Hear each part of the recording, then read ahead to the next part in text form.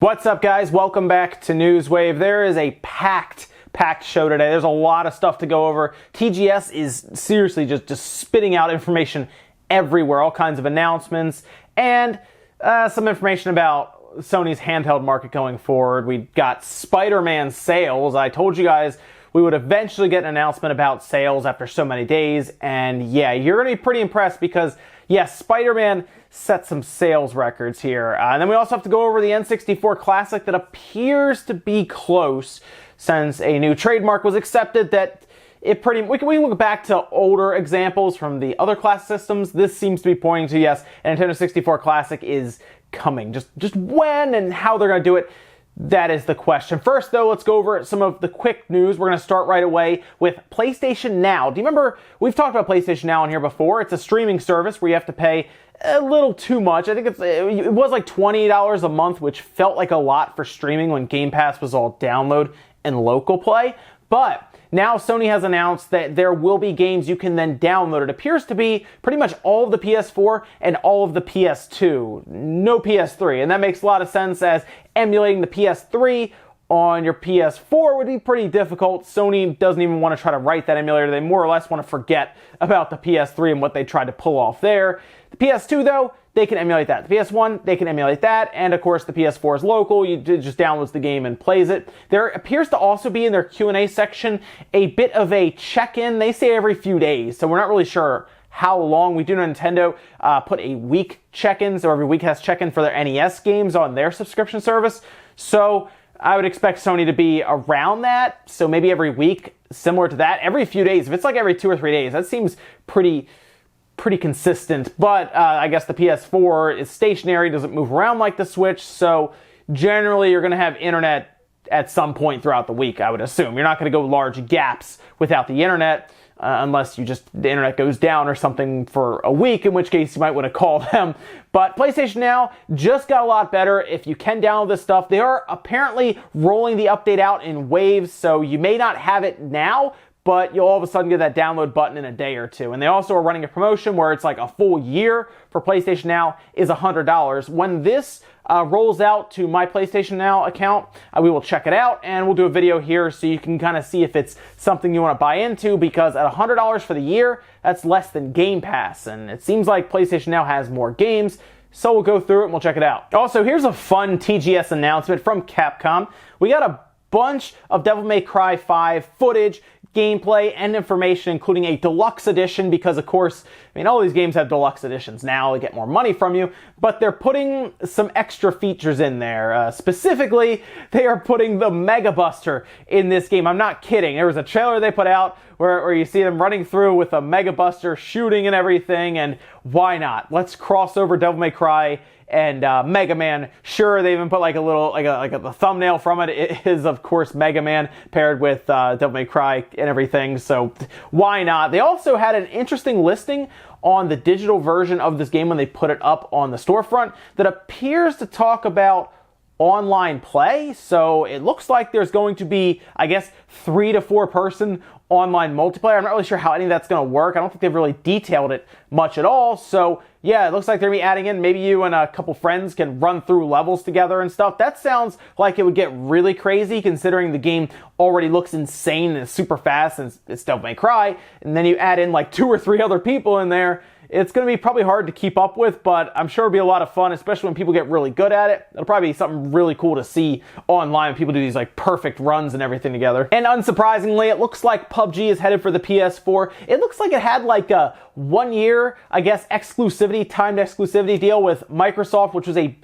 probably a bad move on the PUBG, I guess that's Bluehole, on their side, since it looks like PUBG is kind of on the decline, but that Korean ratings board did put up a rating for PUBG for the PS4, and it looks like it's probably, I would expect it to be heading there this holiday. We could probably see an announcement at any time now if it's been rated, so hey, look forward to that if you're still in the PUBG. However, keep in mind that the Call of Duty and then Battlefield, but Call of Duty with the blackout mode and everything seems to be a better PUBG, so I don't know if this is going to work out that way. I mean, they'll get some extra customers and stuff from it, but PUBG is on the decline right now, and this could be coming at a good time for them anyway because they get more customers, but a lot of people are, I think, moving over now to Call of Duty with their Battle Royale mode. All right, guys, some of the quick stuff out of the way. Let's jump into some of the bigger stuff, starting right away with Spider-Man. Massive sales, record-setting sales. We talked about before how God of War did 3.1 million in its first 3 days on the market, and that was the fastest-selling Sony IP ever, like their own exclusive game. That's the fastest they've ever sold, was God of War at that time. Spider-Man has eclipsed that. 3.3 million copies in 3 days. That is insane. That is tremendous. And this was reported by the USA Today, and they even did some quick math where they talked about how the Spider-Man Homecoming opening weekend was $117 million. However, of course, 3.3 million copies times 60 is 198 million. So even at that point, the game has actually done better than the movie in its opening 3 days. So yes, Spider-Man, very, very popular. Who would have thought, right? Now, Spider-Man versus God of War is an interesting comparison. As I talked about before, I thought Spider-Man would sell more because it's more accessible by the customer base. It's teen rating, so anyone under 17 can just go in and buy it. It's a character that younger gamers, younger kids, adults, and everyone enjoy, like they like Spider-Man, so he's a very popular superhero. Pair that with a really, really well done open world style game that lets you essentially be Spider-Man, have a lot of fun. It's a very fast-paced game, and it's a good time, original story, completely worth the money. Even if it is a game that eventually ends and you can 100% it and be done, it is a worthwhile experience, I think, for $60. So if you have not already picked it up, I recommend picking it up. And now my curiosity is, like, where does it end? Where does the train stop? Because you think it's selling well now, it's going to continue selling well, and then we go into Christmas time, and everybody's going to want Spider-Man for Christmas. Apparently, this is also not count the consoles. You know, the console bundles where it's sold, you got a copy of Spider-Man. Usually they count that as a copy, and I even bought the bundle, so my copy is not counted right now, technically. So they'll add that in and count that. And yeah, this is going to get out of control. So we'll see if Sony does updated numbers, especially after the holiday season. And this pretty much tells us right now, guys, that this did top the NPD sales charts in September, as we all expect, I think. So that kind of spoiled, I guess, the placing of Spider-Man for the NPDs. But it's good to see we have solid sale numbers.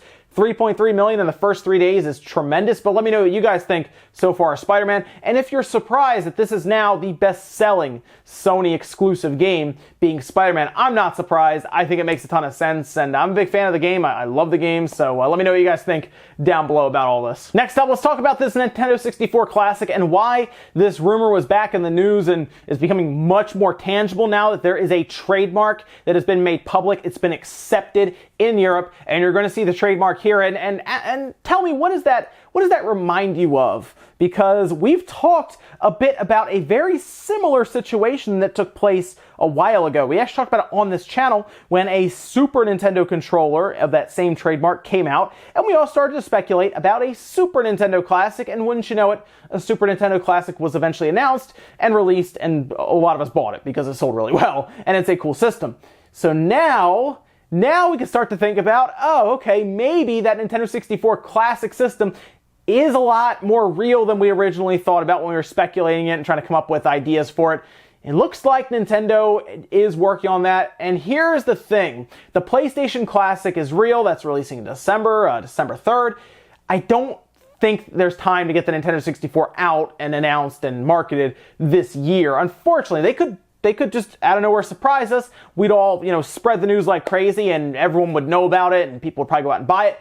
But I think there's still a lot going on in the background right now with this system, and I think it's going to come out next year. I think this is a holiday 2019 thing to put out, and I don't know if there's even a place for them to announce it now. They would have to announce this thing soon, especially if they wanted to launch it in November or so. I mean, usually we would get it much earlier than like, what we're seeing now, December for the PlayStation Classic. We'd see it like, September, October. So this is it'd be too late, I think. So look forward to this next year, because I'm pretty confident at this point that the N64 Classic is coming, and we would look forward to it then. But now the question is, okay, what's on this system? Can they get GoldenEye on there, or is that not in the cards because of licensing and all that stuff and likenesses with actors and everything?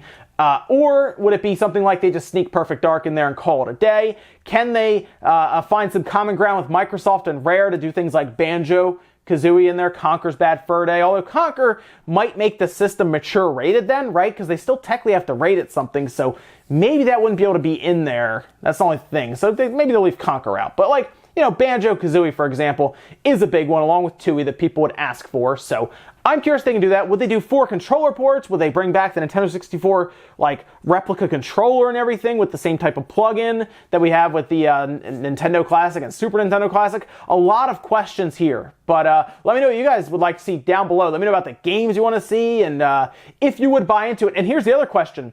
Can they get it under $100? The PlayStation Classic is exactly $100, basically, and it doesn't come with a power adapter. So my question is, can Nintendo get this thing to like $90? I think they can, only because the Nintendo 64 games are not that large in file size, whereas PlayStation 1 games are. You know, they're talking about gigabytes for some of those games. We're talking about like, you know, 16 to 32 megabytes per N64 game. So a Nintendo 64 with 20 games, 1 controller, option to buy several others, $80 to $90, I think I'm good with that. I'd be in for one, definitely, but let me know what you guys think down below. Next up, let's jump back over to some sales numbers with the Media Create sales charts that came out. This, of course, is the weekly sales charts in Japan that gives us a look at how things are trending there, and we, of course, had Spider-Man last week, so want to see how it's kind of continuing here. And we did get the third Labo kit that's released that might tell us about how people are viewing the Labo kits now after the initial wave happened before. So let's jump into the top 10 right here. Spider-Man at the top, good to see, 80,832, about a 35% drop off, so it's now crossed 200,000 units. That's very quick, by the way.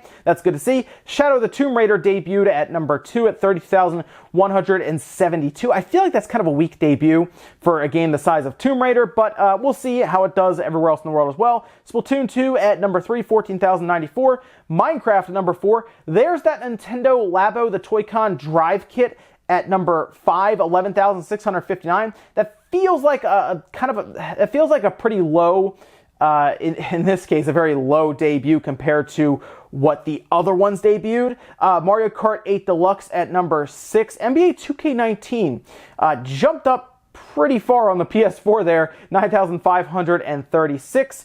Winning 11 2019 at number 8. And then Conan Exiles number 9. And then Undertale on the Switch. That is a new entry, by the way. 5,990. That's the physical copy of Undertale. Pretty cool to see. Moving over to hardware, the Switch at the top, 38,738. It seems like just about all the systems pretty much dropped in some way, except for the Xbox One, which is, again, weird. Below that, the PS4, 17,016, 3DS, 7,291, the PlayStation Vita, 1,973, and the Xbox One, look at that, jumped up over 5 times. That's, it's pretty impressive, you know, see that. The Xbox One, 217. The Xbox One is now less than 1,000 away from hitting 100,000 units in Japan. Okay, so mostly looking at that chart, nothing really stands out except for that Labo kit, because that is sold technically like an eighth, I guess, of what the Variety Kit sold. The Variety Kit sold a little over, I think, 80,000, and this debuts at 11,000.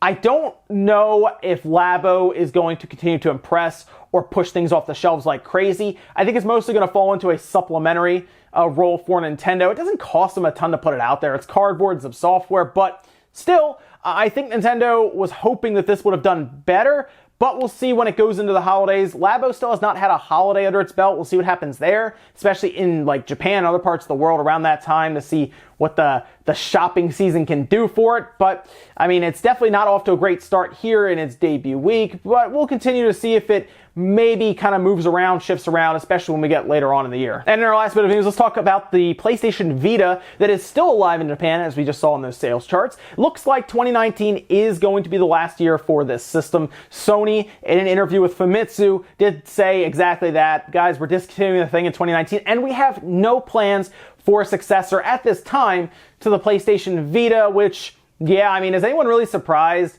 at this point? The Vita, I thought Sony forgot about the Vita years ago, but they've continued on in Japan. I think like the MPDs or like just sales charts in general for the Vita in the US was like barely existent. It was like what, 10 or 12? I don't know where people even found Vitas around here, because I can't find one in any Walmart, GameStop, unless it's used. But like new ones, you're not going to find those things anywhere.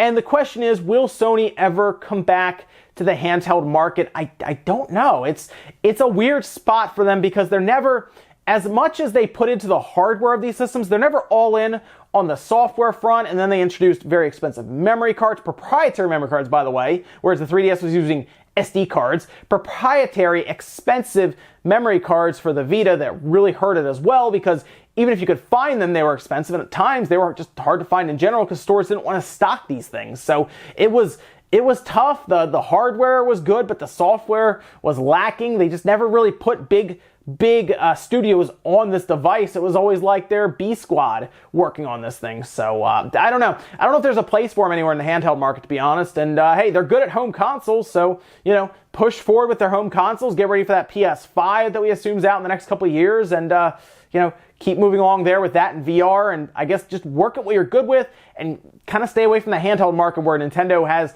pretty much dominated, especially with things like Pokemon. It's not even close. Ladies and gentlemen, that's going to do it here for Newswave today. If you guys enjoyed this video, hit the like button, really helps out. If not, hit the dislike. Leave comments down below about everything we talked about today, whether it's the Labo. Do you think kind of the lukewarm debut week for their newest kit is kind of a sign of things to come, or do you think it'll pick up a lot going into the holidays? I'm very curious. What about the N64 Classic that appears to be coming at this point? They've trademarked the standard controller that we saw with the Super Nintendo Classic and the Nintendo Classic. It looks like it's happening. Do you think this is a holiday system though, or do you think they would kind of pull a bit of a surprise, introduce it at the beginning of this year coming up? Maybe they'd be like an April release. Maybe they want to get it out before their fiscal year ends. I don't know. It's interesting. Let me know what you guys think about that down below. Thank you so much for watching, guys, and I'll see you next time.